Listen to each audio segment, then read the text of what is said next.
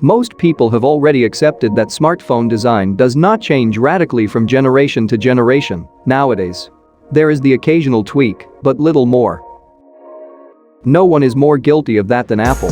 So much so that the Cupertino company has often been the subject of ridicule from none other than Samsung.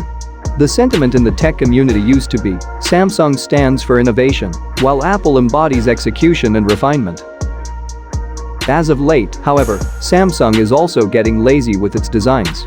The Galaxy Z Flip 4 is virtually a carbon copy of the Flip 3, while the S series has stagnated for what seems like an eternity.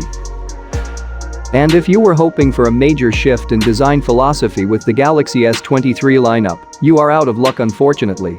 A couple of days ago, a leak confirmed that the physical dimensions of the S23 family will be almost identical to those of the S22 lineup. It now seems that what little could have changed will, for worse, however.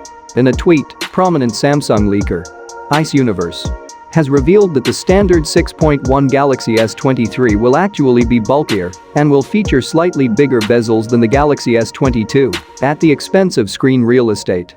Judging by the photo, the smartphone will also look virtually identical.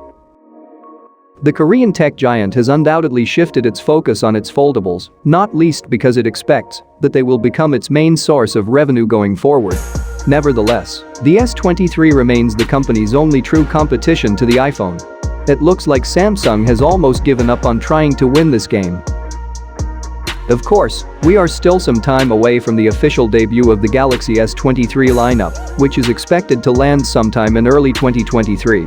Hence, nothing is final at this point in time. Let us hope that Samsung has a change of heart and remembers that foldables might be the future, but the future is not here quite yet.